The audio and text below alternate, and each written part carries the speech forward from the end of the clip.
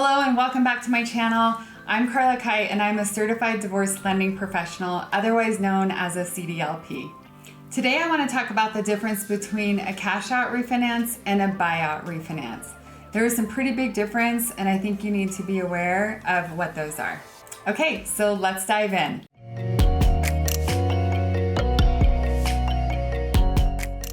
I'll be posting a new video every Tuesday and Thursday, and we'll go over everything that has to do with divorce and lending, and hopefully just make you all a little bit more aware, and also the importance of getting involved with a certified divorce lending professional very, very early on in the process, because we're there with you throughout the entire process, from the beginning to the end.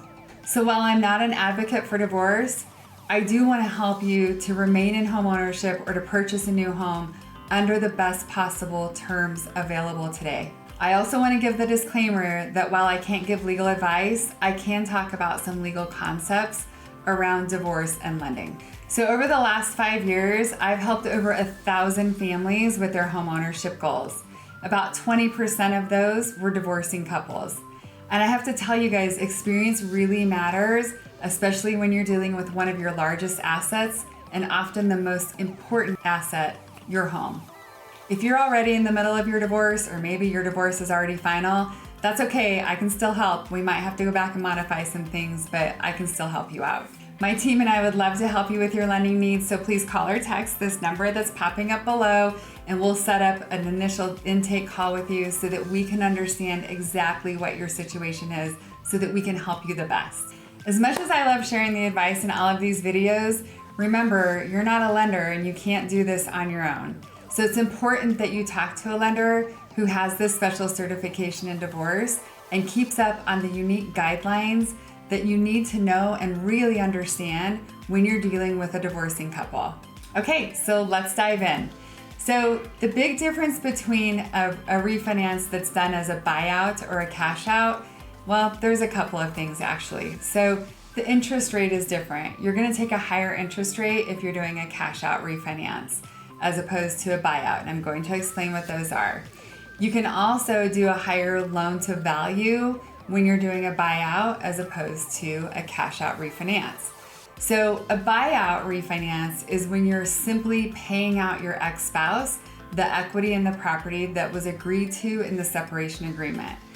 But you need to keep in mind that if you're paying out your ex-spouse $50,000 and you end up getting $51,000 back, or even $50,000 and 1 penny back, you are not able to receive even 1 cent back from that transaction.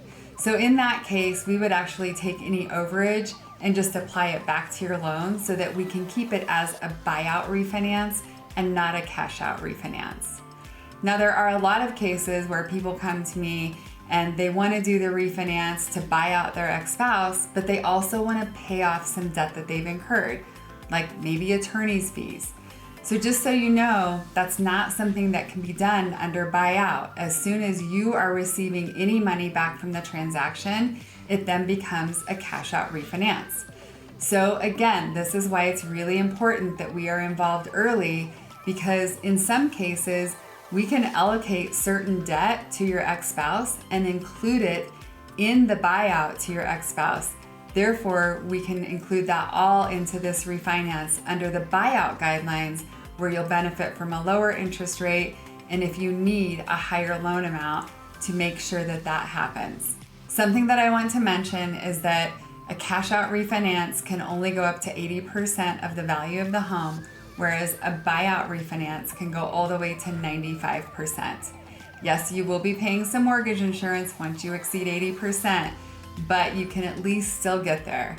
And we don't see these very often, but sometimes we do, because sometimes people have negotiated that equity in the home in lieu of giving up some retirement funds, or sometimes in lieu of paying maintenance.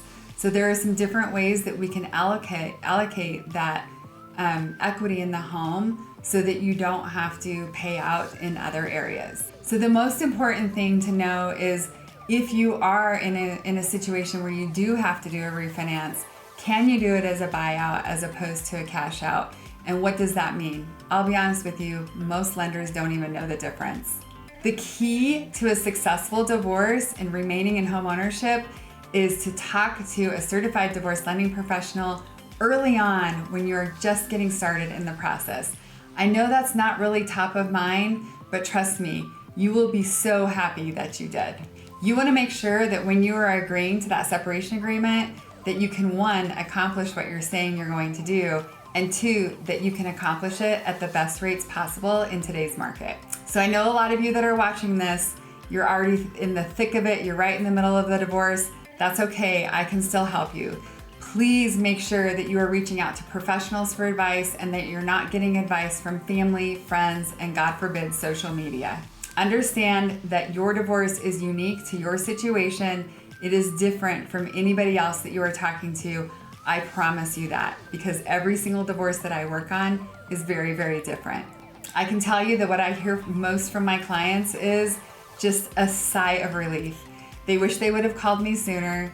They wish they would have called me before the divorce was final. If you don't know where to start with me. I have amazing resources that I am happy to refer you to.